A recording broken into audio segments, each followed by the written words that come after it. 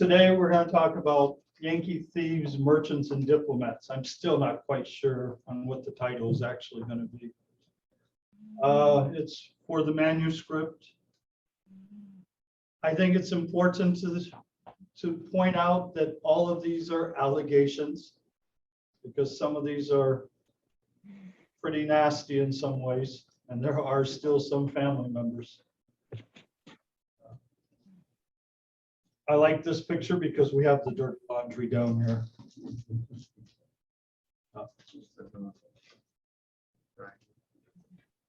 All right, as it said, as you read earlier, the United States had the largest community of foreigners in Korea at the time.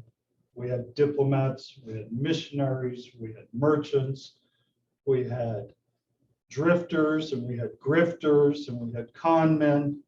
Anything and everything you could think of. We had murderers, we had horse thieves, we had Medal of Honor winners, we had the first person born in Korea to win a Nobel Prize, we had an American president up along the Yalu River. So anybody that you can think of, we had them. And I'm not going to go through this. This isn't by severity. This is just chronological order. And I'm just talking about some of the lesser people. The main subject of this book will actually be George Lake. And George Lake is one of my heroes for notorious people, because he is probably the biggest piece of garbage that came to Korea. So he will probably get maybe a quarter of the book dedicated just to him.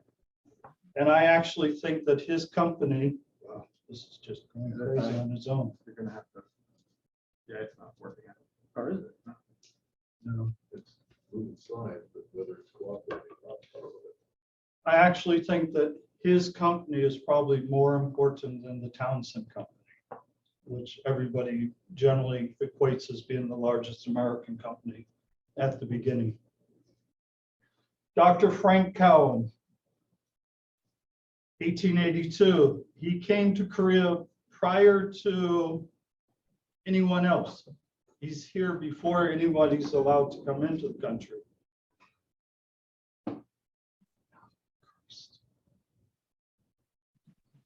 He was a lawyer, doctor, naturalist. He helped try to protect the buffalo, the passenger pigeons in the United States. I mean, he did everything. He was personal secretary to Johnson during his presidency. This guy did everything. He had a fairly, I'm not going to go deep into these his histories, it's too long, but after his wife died and one of his children died, he decided to go around the world. Passed through Shanghai and then came into Kobe. And while he was in Kobe, he learned about Korea. And he was determined to go into this forbidden land. And so he got together with a couple of Japanese businessmen and made arrangements to go aboard the steamship that traveled between Kobe, Busan, and Wonsan or Ginsan. And that ship only left once a month. So it was only there very, very briefly. So off he departs.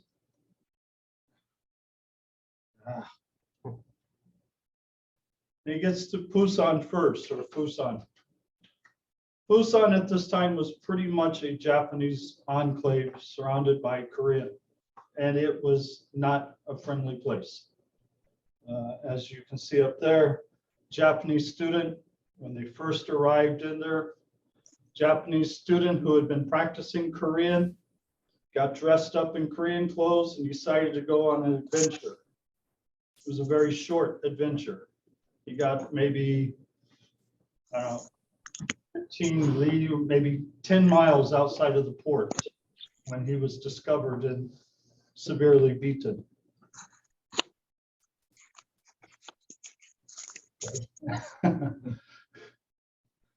I personally like this picture when we see it again. This picture is actually from the 1890s. I like it because of the cosmopolitan view that we can see. Can you get rid of that, Matt? I'm working on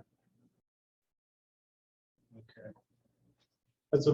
That's one of my favorite pictures from this album. He didn't spend much time there, probably only a day or two. We don't have the exact dates that he was there, but it was probably May 26th, May 27th.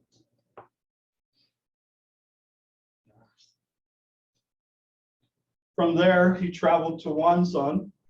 Wonsan was more of an easier port. The restrictions were much looser there because it was a newer open port.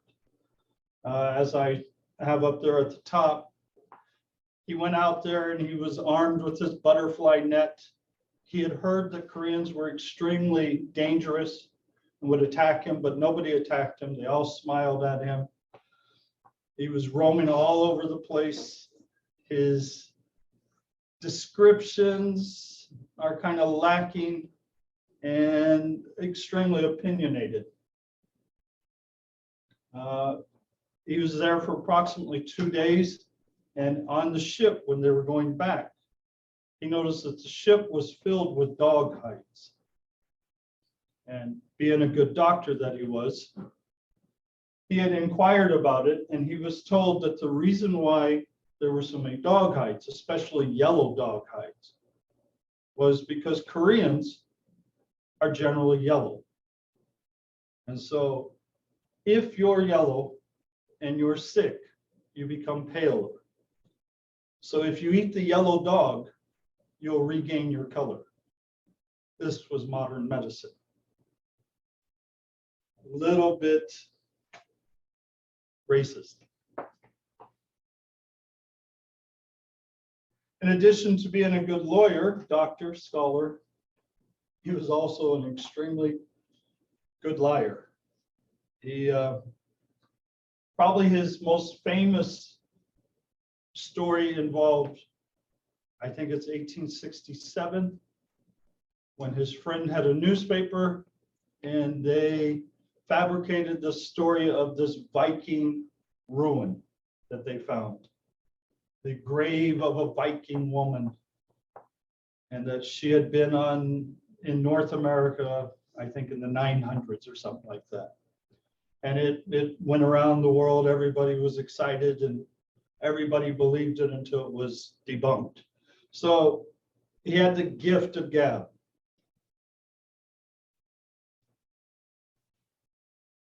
As you can see here, he claimed that he was the first white man to enter Korea after the 1866 French War and the 1871 American War, and that he was a white messiah. That when he came into Korea, everybody looked to him as a white messiah. This is the ultimate messiah. And it gets even worse, because now we have a missionary agreeing with him. There was a missionary, I can't remember her name right off the top of my head right now. She was stationed in Wonsan in the 1890s. She said that amongst her followers, that they were talking about a white messiah. One of these nuns, or one of these young women, stowed away on the ship and returned back to Japan because she believed that it was her destiny to follow this white messiah. There are no records of a Japanese, Korean stowaway on that ship. There are absolutely nothing there. So this comes much, much later. So I've included him in this because he didn't do anything really, really bad. He's just a liar. So one of our first Americans in the country would be a liar. Then we have Captain George Burt Mott. He's the first American businessman to be in Korea. Mott's kind of an interesting character because he starts, his father was a printer. worked on printing and dyes and stuff. And his brother-in-law was a famous ship's captain. And so he followed in that same path. He also became a ship's captain, served in the Civil War, and he had horrible, horrible luck with ships. In the Civil War, he was on a ship. I can't give all the ships' names off the top of my head, but during the Civil War, there was a new ship built in New York, and it was just pulling out of the harbor, and he was on board with the shake-up crews, and the steam engine blew up. And it killed something like 32 people. So they took the crew from that ship, the surviving crew, and they put them on some of the other ships in the Gulf of, in the Mississippi, one of the Mississippi campaigns. Many of the crew members were on the ship in front of his ship. It's the first ship that was destroyed by a torpedo. And so once again, everybody's dead. So he's seen 2 of these main ship accidents. He gets out of the Civil War, bums around, ends up in Hong Kong as first officer on a ferry or a local coasting ship. He's there for about 2 years on that ship. The ship's owner changes, and almost immediately it's hit by a typhoon, and it sunk. He gets his own ship about a year later, it sinks. 2 years later, he gets another ship, it sinks. And they raise that ship, and that ship is sold to George Lake and Company. And so now that he's no longer working for George Lake and Company, I mean, now that he no longer has his own ship, he goes to Nagasaki and applies to George Lake and Company for supplies. And they outfit him on a Japanese schooner, and they head to Chemulpo. They arrive in July 1883.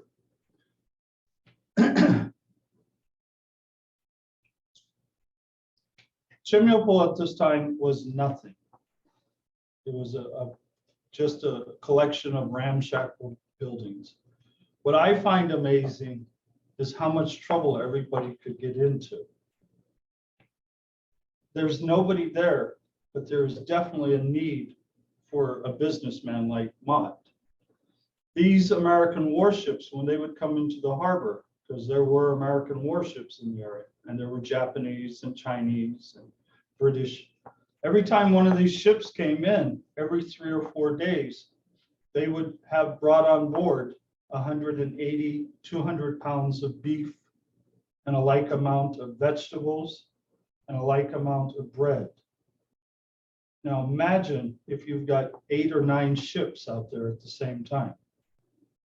How many cows are being slaughtered in Chemulpo at this time? How many people are baking all this bread? And the bread isn't the real bread that we think of like shikbang. This is like the hardtack, the soldiers' kumbang. So it's not the same type of bread, but it's still a huge amount of work, and they're selling fresh water. So there's a lot of money to be made. Unfortunately for Mott, he's dead. Within a few days after arriving in Korea, he falls ill with some disease.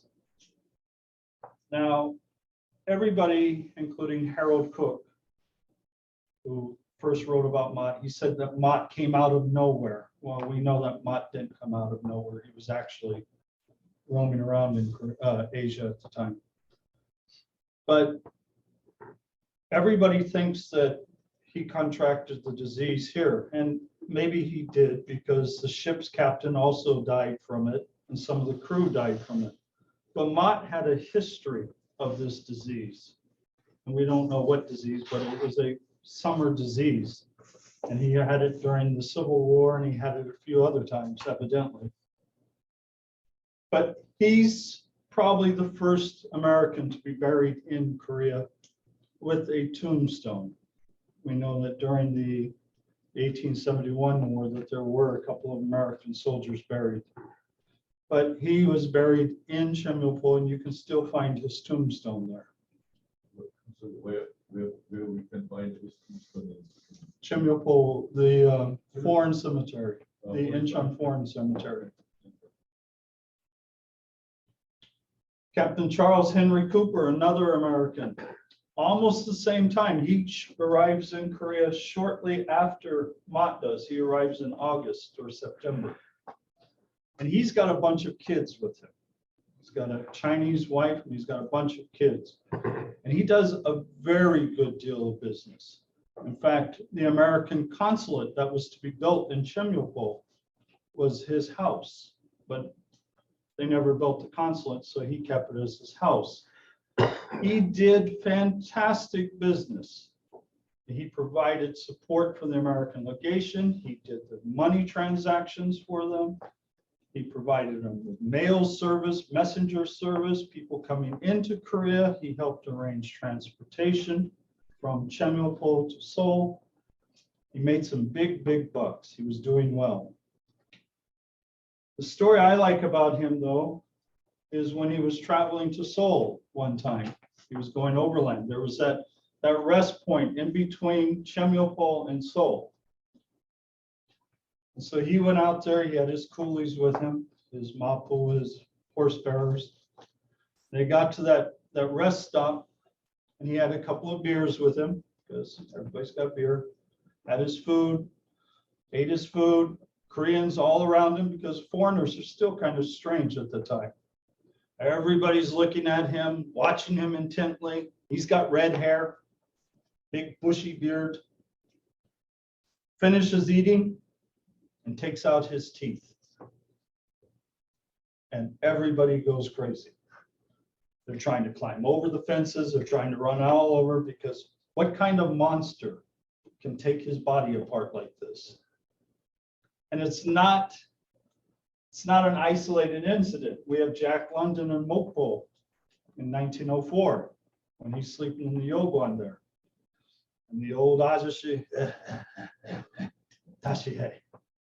And he would have to take out his teeth and show ajashi, because ajashi couldn't sleep without seeing those teeth.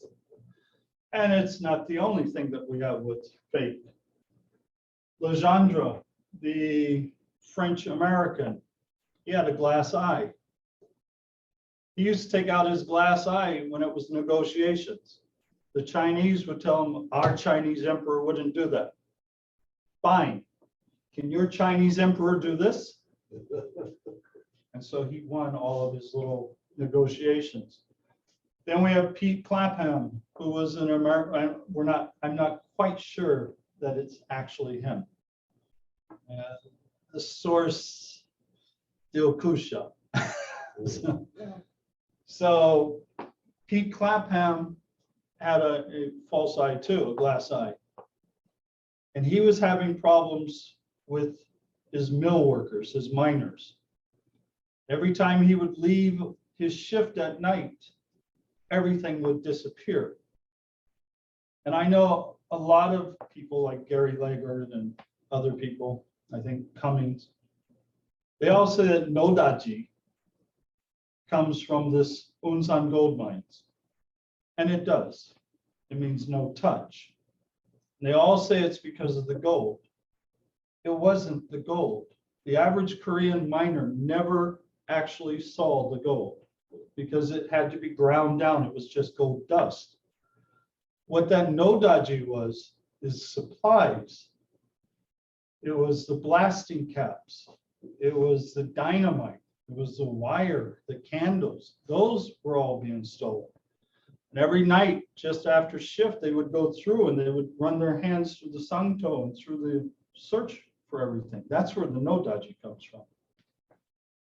But Pete got tired of all these things being stolen.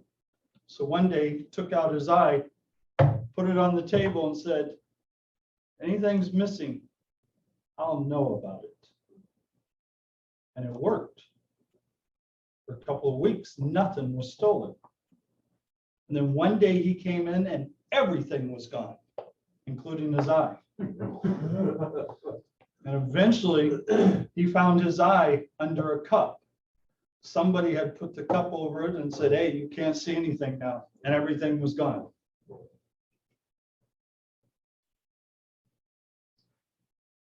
Cooper had a hidden past, super hidden past, because I always want to know why people come to Korea. Everybody gets asked that. If you've lived here for any amount of time, you're always going to be asked, why did you come to Korea? Cooper came to Korea because he had to. He and his wife used to live in the Russian maritime provinces, north of Vladivostok. They were trappers. And one winter, he and his wife and two of his children went to Nagasaki, and they bought a new boat, new ship. And when they came back, and I love this picture, but when they came back, it was a slaughterhouse. His children had been murdered. Chinese bandits had come, and they had slaughtered his family, those that were left behind, including his youngest son. And here you can see a boy, 14, killed with bullet holes and stuff. Cooper went crazy. The authorities asked him, do you want us to help you find these bandits? And Cooper was like, no, I've got a few men. We'll take care of this. And he did. It became so bad that the snow of the whole of Vladivostok region, he literally was killing hundreds of Chinese, him and his group. And it got so bad that the Chinese government complained to the Russian government, and the Russian government had to take steps. So he was called to the governor, and the governor told him, I've been ordered to arrest you for murder. I can understand why you did it, but tomorrow at 1 o'clock, I'm arresting you for murder. Tomorrow at 11 o'clock, there is a ship going to Nagasaki. I'm arresting you tomorrow at 1 o'clock. And he was gone. And that's how he ended up in Korea. This is, you asked about the tombstone. This is George Mott's, and this is Cooper's tombstone. After Cooper died in 1889, his children went to the United States, the surviving children. And you probably know, let's just say Mayberry. For the older people, you probably remember Mayberry, the Andy Griffith Show. That's where they all gravitated to. So I'm still trying to get a hold of the Mayberry City Council, because they have lots of Andy Griffith's material. They've got nothing about the Cooper family, even though they own the bank there.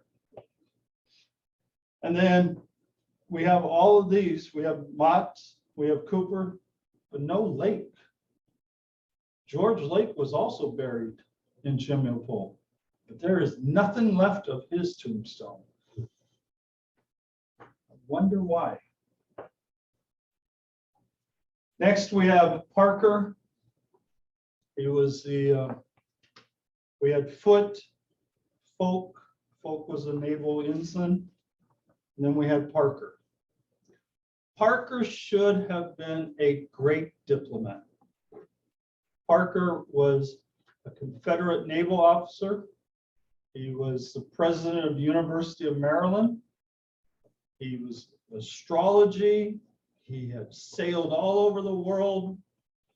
He was well placed diplomatically. He was a good Christian, which was really important back then. He was perfect. He came to Korea on the USS Palos. Here we can see the Wikipedia picture. Should have been a great person. In fact, Washington, D.C. Washington, D.C. Sorry. Really sensitive still. In Washington, D.C., the newspapers were just crowing about how great he is and how he's going to do good things in Korea. Folk, who was in charge of the American legation at the time, was extremely happy that he was coming, because now folk can finally go on vacation. Everything's going well. He has this appointment with King Kojong. And then we have this long thing here. He's accompanied by his secretary, Travers. Travers is a rich boy, very, very rich boy. Daddy's got all the money. It's most likely he accompanied Parker because either Parker owed Daddy money or Parker owed Daddy political debts. But somehow young Travers gets to come to Korea. And I'm pretty sure this is what Travers wrote. The account, when it's written, everybody's name is just last name. Only his name is the full name. And it's a full name in capital letters. So, but it's anonymous, but it's in capital, everything's full.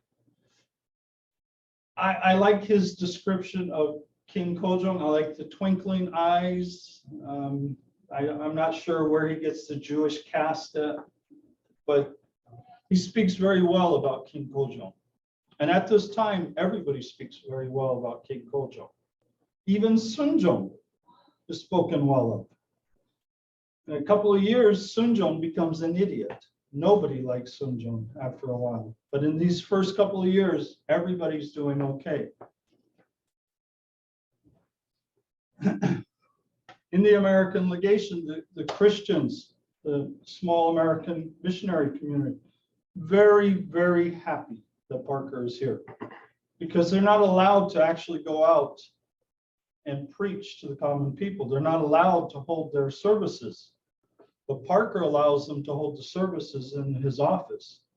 So everybody's happy. Parker is pro-missionary on the outside. But once that door closes, Parker has a problem. He's an alcoholic. And he's a raging alcoholic. This guy is severe. Alan is constantly treating him. When he first came into Korea, he had to have the naval doctor accompany him. And the naval doctor told folk, hey, you need to watch this guy. This guy is an alcoholic. He is trouble. Folk is already angry because he didn't get to go to the audience with King Kojong because Parker didn't bring his letter of recall. So folk was just left behind. When he went on vacation, he left without any degree of honor or anything. Kojong offered to wanted him to join his government as an advisor, but folk didn't have authorization. So he asked Parker to send the submission to his application for permission, but I don't think Parker ever did. Parker was out of control. A Japanese woman who worked in the legation, he supposedly assaulted her. The new missionary doctor, the woman missionary doctor, he insulted her. The Japanese woman was more sexual. The American was more of a just mokjoke, just insulting her for being a woman.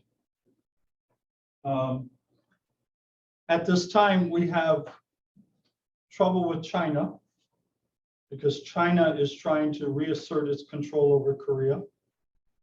The missionaries are sending to the Navy. I think it was in Shanghai or either in Hong Kong.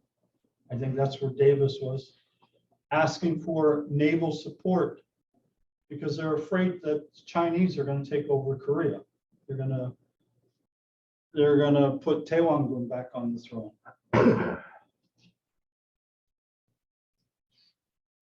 They send out messages just before folk went on leave to Japan. He sent a message to the United States government. He sent his report, gave a quick outline, explained what Parker was doing in Korea. and Parker was immediately pulled out of the country. He was withdrawn, left on actually September 1st is when Folk gets back to the legation, tells Parker, you're out of here. You've got 2 days to get your stuff and get out. Kind of in retaliation, when Parker leaves, he doesn't get to see King Kojong. Folk goes and tells King Kojong, yeah, Parker's out of here. As soon as Parker gets to the American warship, I don't remember which one it was, I think Marion. As soon as he gets to the warship, he's put on ship, and another person that's going with him to Japan is a prisoner. And so kind of like sharing lodging. Denny, Gertrude Denny, who is the wife of American advisor, she sees Parker and that used to be our American ambassador. He's gone now, we're all happy. And that's the way she wrote it in her diary. We have another minister, Charles Willard Howard. And this is one of my favorite guys. Howard arrived in Korea in November 1888. This is just after the baby riots.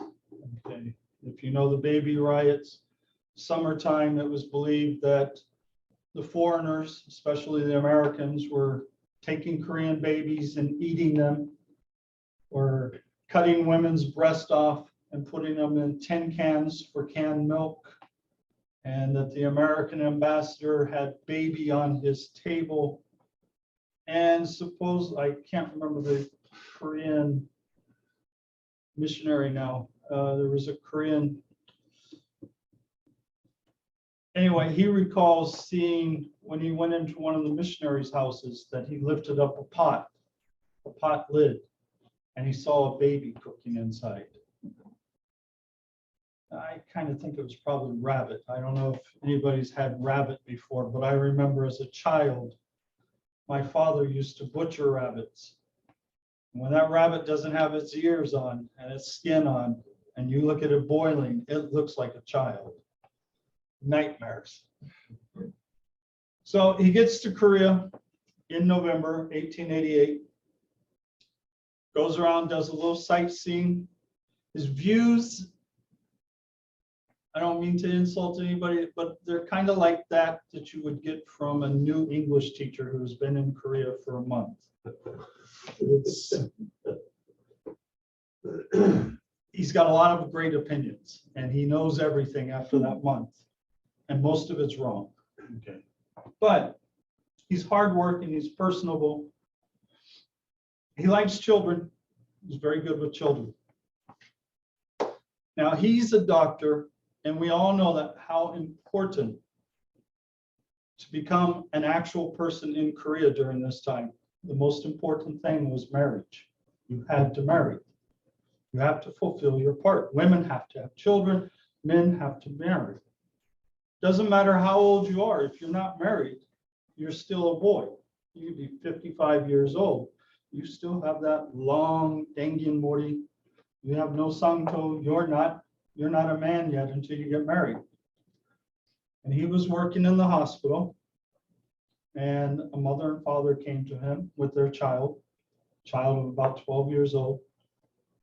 And they wanted him to help them determine how their child would marry. And he was like, what? And he was a good-looking guy, kid's very good looking. So he strips down the kid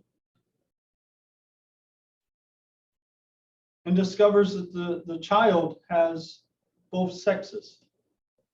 He's intersex, or she's or the individual is intersex. And the parents want power to decide whether the child is a boy or a girl. And this may have been the first surgery in Korea by a Westerner to do the gender transition, or I don't know. I'm really not awoke. And this was always a big problem in Korea because foreign Navy sailors, foreign sailors, often had this problem when Koreans would come on board the ship and they would be surrounded by these pretty young girls. And when the call of nature came, the pretty young girls would just go to the side of the ship and just let it go. So more than a few sailors were teased for their mistake on what was a girl and what was a boy. They had the same problems in Japan when the Korean missions would go to Japan. They couldn't tell who were the girls and who were the boys because of the style of hair. So that became a very, very big issue. And my question is, I asked Todd Henry about this. Was Joseon period, the late Joseon period, was it more understanding to intersexual people or intersex people? Because Korea at that time was known as the land of naked children. Everybody writes about Korean children running around naked. And as many of you know, the Korean word for like longtime friend is braochingo, the testicle friend, because you used to run around with just your t-shirt on and nothing else. So how did this child hide the fact that they were intersex? Everybody in the neighborhood had to know about it. So were the Joseon people more understanding about it than they are present day? Power, we don't know if he did that surgery or not because he stopped writing. That story about the intersex comes from a letter that he sent to his classmates. But in the spring, he stops writing because he's having problems. There are a lot of rumors about Power. When he came over to Korea, he was gambling. He's a missionary. He's gambling and he's drinking. And he denies it all. But then when he's in Seoul, he gets caught going out and partying on the Sabbath. He's caught having, I can't remember the word, he was having relationships with a Korean nurse that he shouldn't have been having. Again, he denied it. He told all of the missionaries, "You're too sanctimonious. I can't answer you." And so they threw him out. He was here in Korea for less than a year. And where does he go? My home.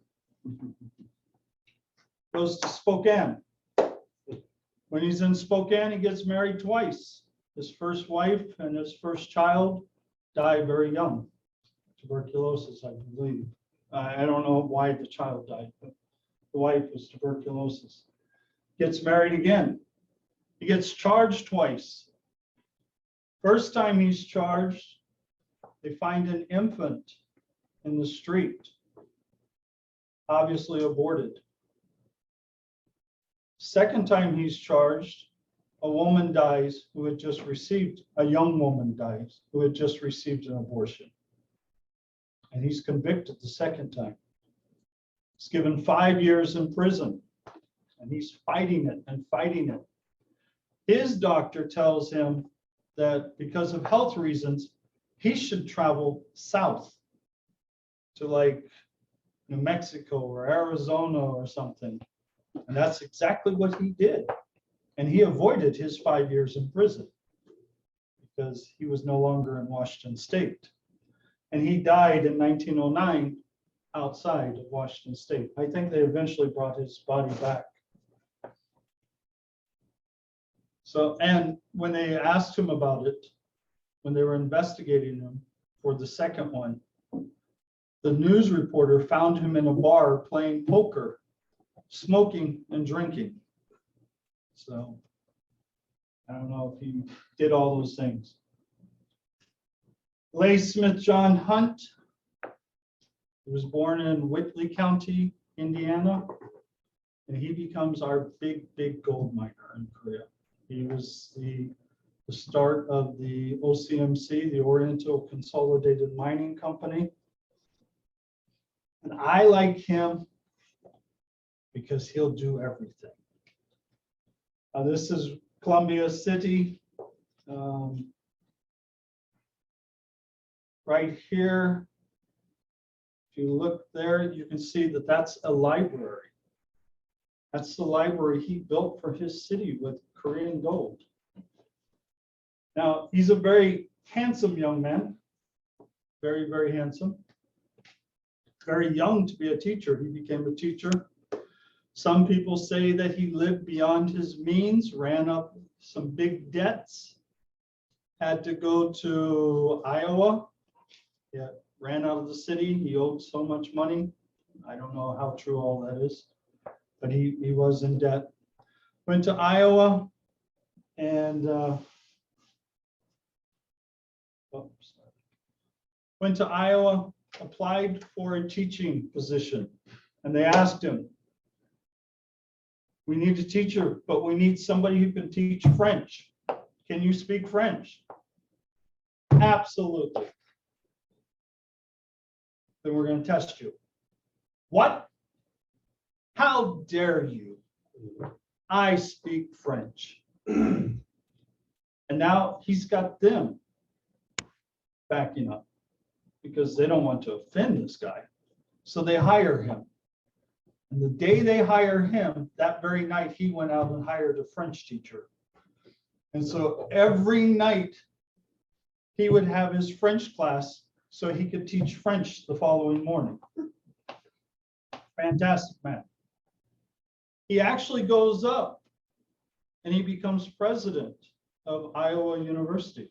He was their third president.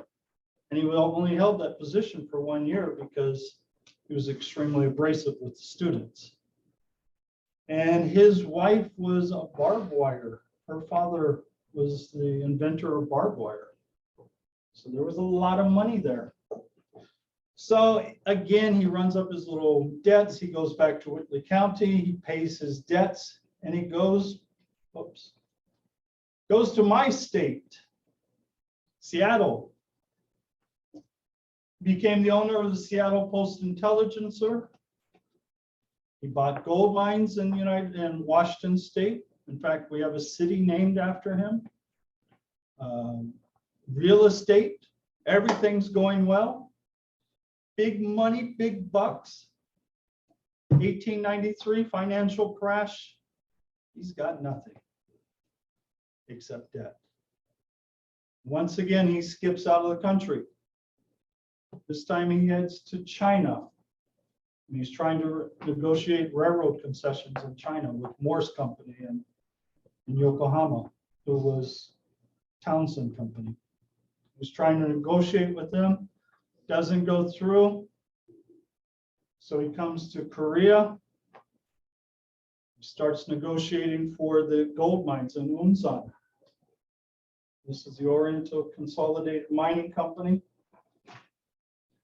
When you look at these pictures of the OCMC, it's like looking at a wild, wild west town in the United States. These guys are, they're many of them are from the wild, wild west. There were Indian war fighters. There were soldiers from Europe, gunfighters. Here we have, this is one of my favorite guys right here. This is Fletcher. Again, I don't know how true it is. I know Fletcher's history, but I can't find Dilkusha. I can't find Dilkusha's reference to him being a pro boxer, but supposedly he was a pro boxer. And when there were problems, he took care of them. So if there was a labor dispute, send for Fletcher. And his nickname was Fat Man. There was also a pro baseball player, and all these guys came from Whitley County because good old Leigh Hunt, He went back home and hired all these farm boys to come to Korea. He paid them $33 a month, which is pretty good money. And he makes it sound like it's fantastic. Gets all these farm boys all interested in it. They're all ready, and it brings out 20, I think it's 19 the first time or 14.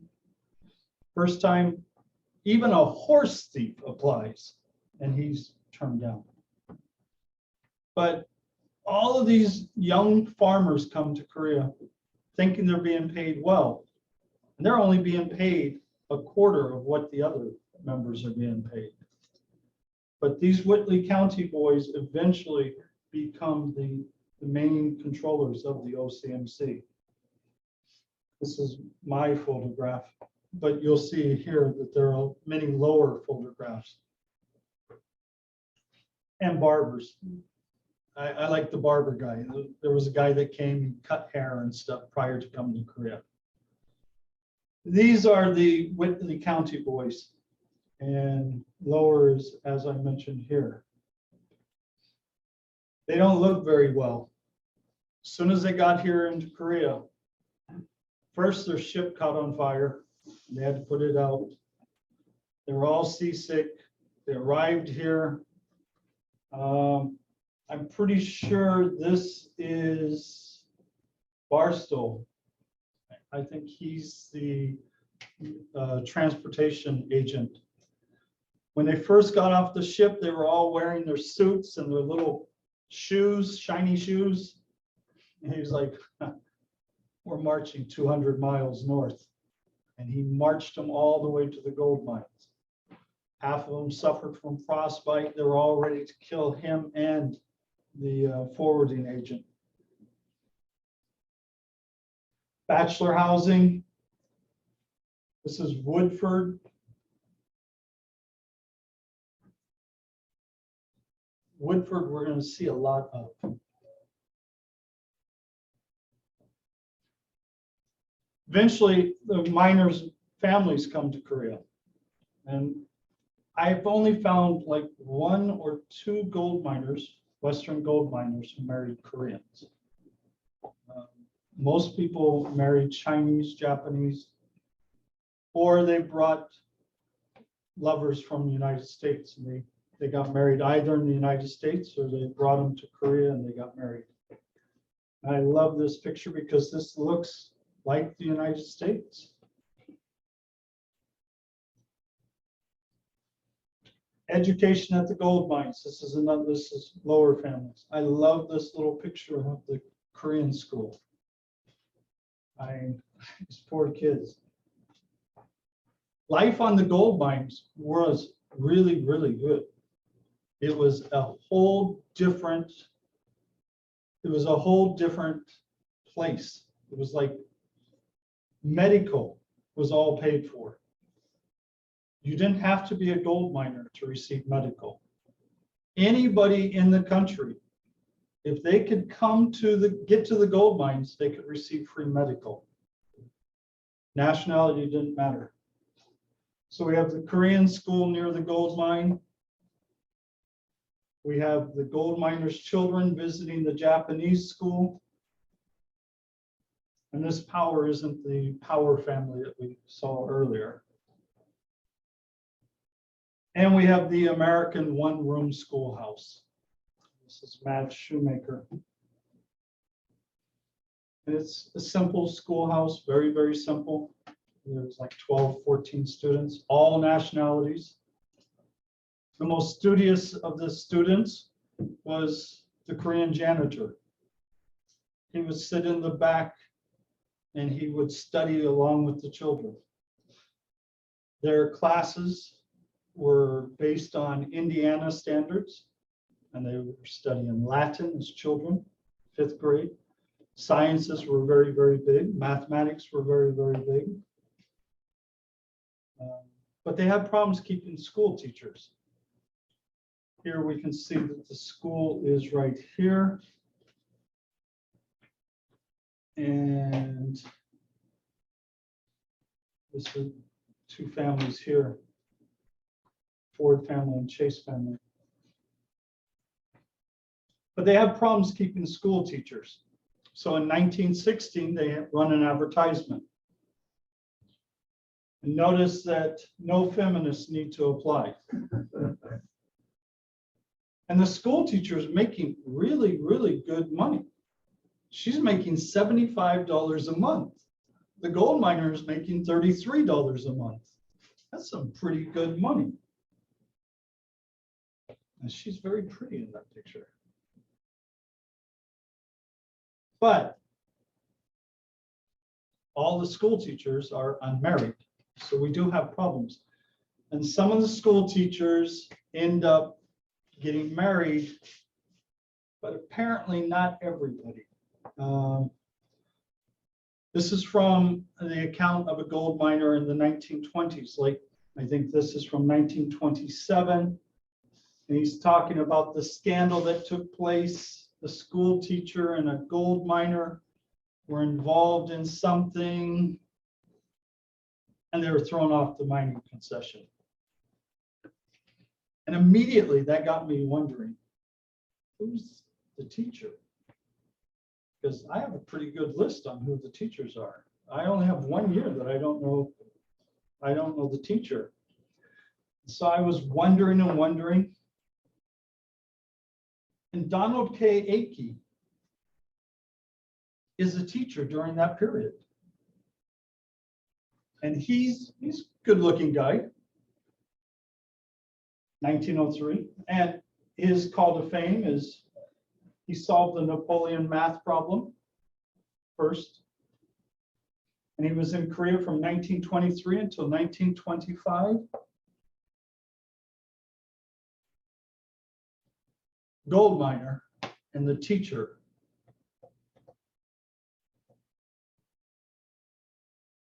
It's almost like Brokeback Mountain. But there was also another teacher. There's a male Korean teacher here. And he's teaching Korean. But I'm still kind of lost on this. Who was it a Brokeback Mountain thing? I don't think it was. Because we know that Korea was dangerous at this time. We had wolves. We had leopards. We had tigers. I mean, this picture here is from Justin Tweed. You know her, Brother Anthony. Justin Tweed's father killed this tiger. So we know there are big cats out there. And they prey upon the Korean population. And the wolves prey upon the Korean children going to the bathroom.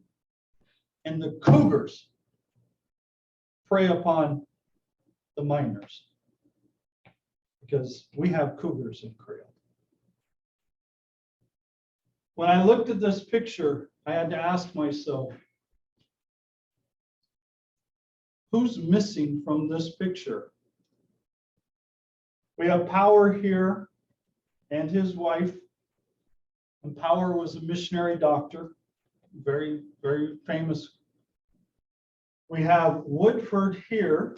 He's one of the first miners from Whitney County. We have Miss Pryor. She's the new teacher after Akey. And we have Oliver, or Roberts, another gold miner's wife. Oh, we're missing Mrs. Woodford.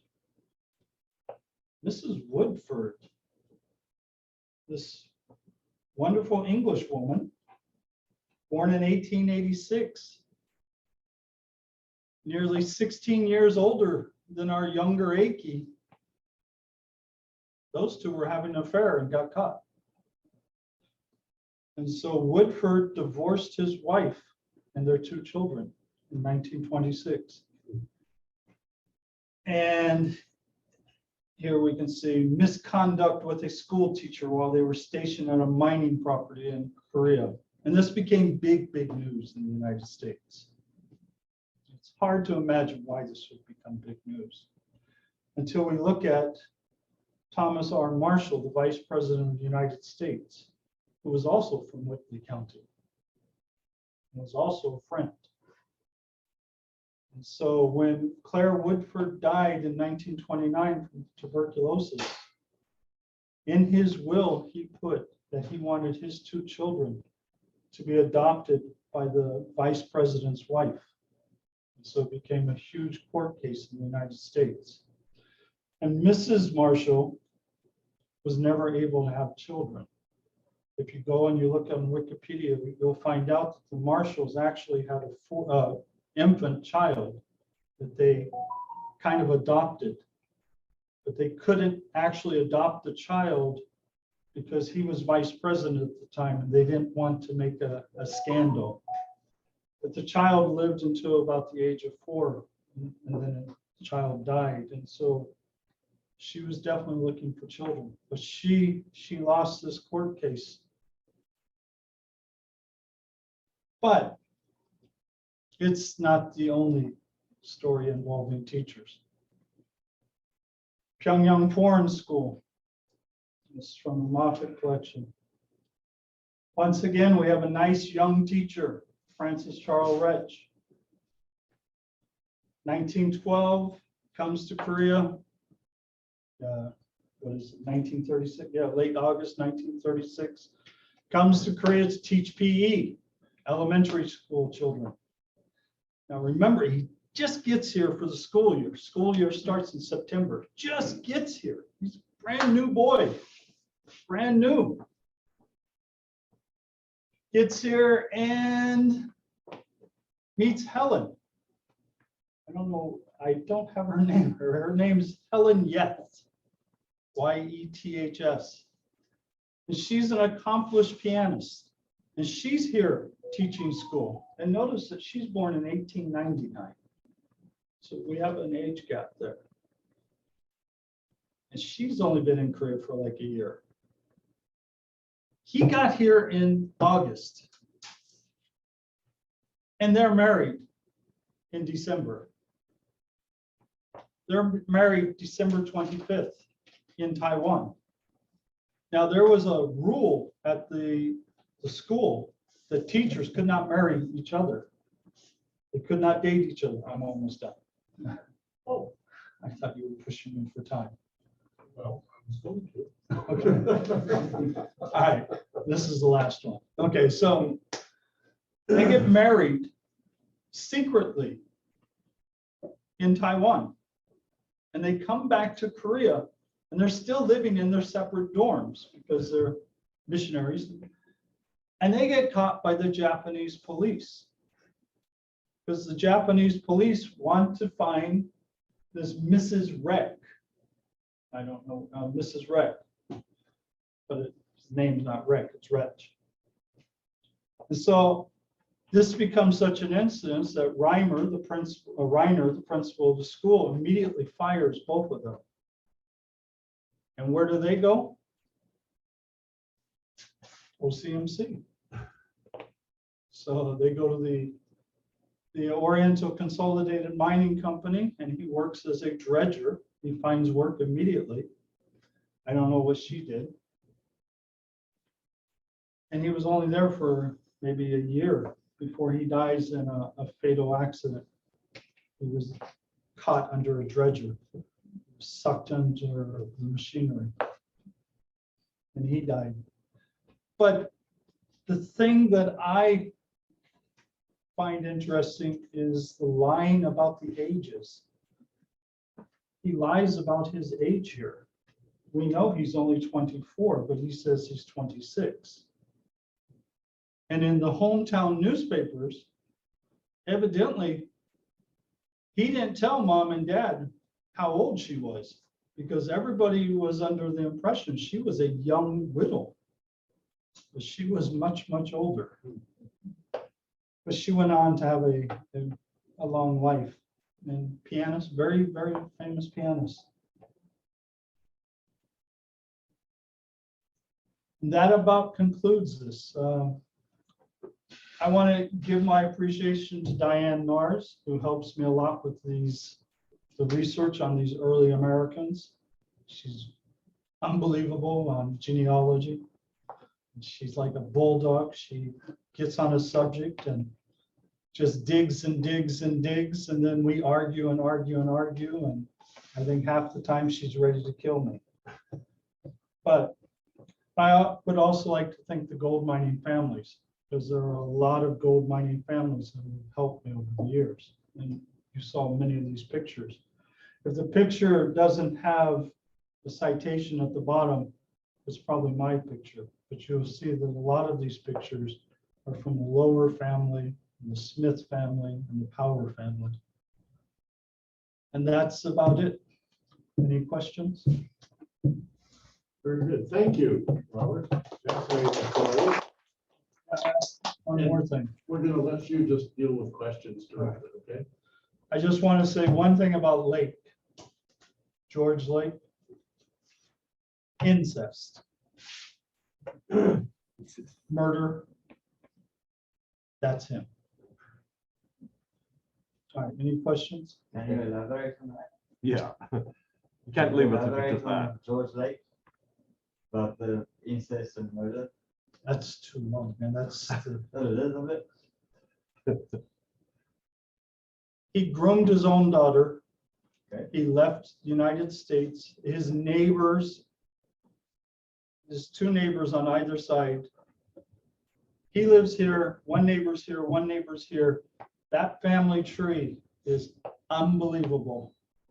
And you can see how wrapped up they are because they have each other's names in their names. So he leaves the United States because his neighbor is pregnant, her second pregnancy, because the first pregnancy is with the other neighbor. He leaves the United States, ends up in Japan. In Japan, he starts his company. He becomes the constable for the legation, becomes the policeman, starts his own prostitution ring. He's just a great guy. He's thrown out of Japan by the Japanese government, goes back to the United States. He finds his daughter, grooms her. She doesn't know that he's her father. Ends up not marrying her, but living like husband and wife. They have 5 children together. He gets caught. He's turned in. He does 5 years, I think 5, 6 years in Sing Sing prison. He's a wonderful guy. He ends up being murdered in Chemilpo by a gold miner, supposedly. So, any questions? Was that picture in China? This one, yes. I like that picture. So, Robert, you said this is basically the beginnings or the review of this book that you're working on. Right, it's, I still haven't decided, I don't like the title so far. I don't know which works best, but looking at the various Americans, and it's just the Americans. The British have just as many little secrets. The Germans have their secret. Everybody's got a secret in Korea. But I'm only concentrating on the Americans right now. Kind of like avoiding Folk because he's been well done already by Sam. And Townsend I'm trying to avoid because Harold Cook did him. But you can't do Lovett because Wayne Patterson did him.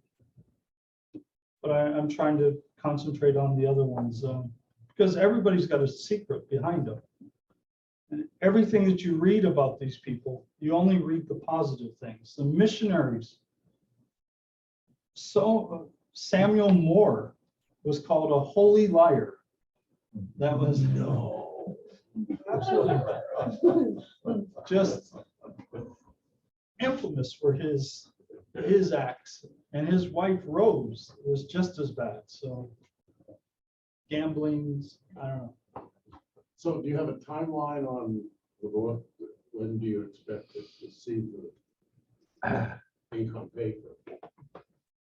It's maybe, I don't know, 40% done now. Okay. Some work yet to do. I still have to decide which ones will actually Right. go in. There's too many. Right. Anybody else? When does the book on the gold mining come in? Excuse me? When does the book about the gold mining? There are actually two books about the gold mining. So the first book, the second draft is being worked on. The problem with it is, I know that once it's published, there's no chance to go back and correct and re-add new information. So I want to get as much of the information down as possible. And the second gold mining book is more of an overall